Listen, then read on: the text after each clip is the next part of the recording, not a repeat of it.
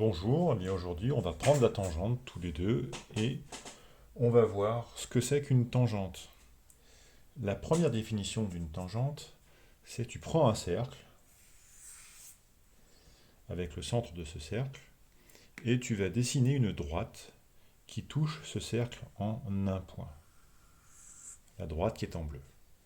Tu vois que cette droite, c'est la tangente au cercle.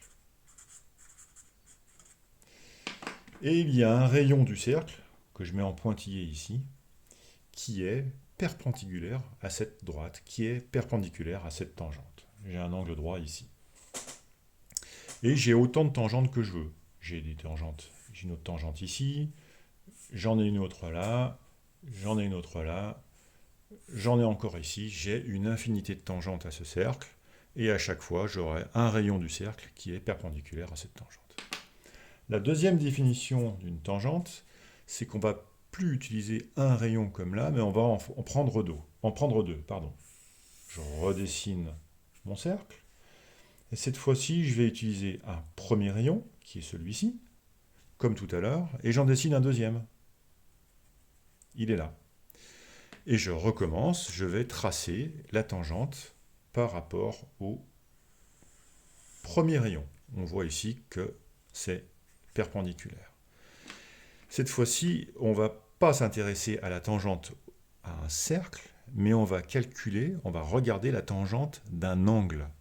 Parce que ces deux rayons, entre eux, ils font un angle qui s'appelle l'angle alpha.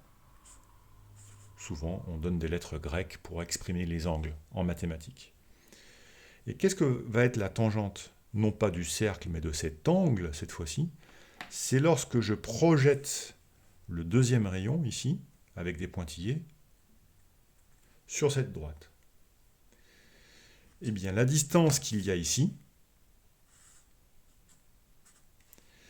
si je divise cette distance ici par la longueur du rayon du cercle, que j'ai ici, eh bien, cette distance divisée par le rayon, c'est égal à la tangente de l'angle alpha, l'angle qu'il y a entre les deux rayons. Tu vois donc que plus tu auras un angle qui sera petit, plus cette distance va être petite, plus la tangente va être petite. Par contre, si l'angle augmente, plus il va augmenter, plus cette distance-là va augmenter, plus la tangente va augmenter.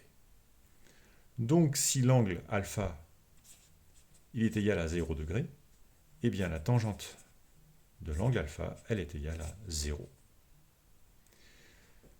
On va calculer maintenant la tangente de différents angles pour s'exercer un petit peu. On va prendre cet angle-là, le premier, un angle alpha qui est tout petit, et on va calculer sa tangente.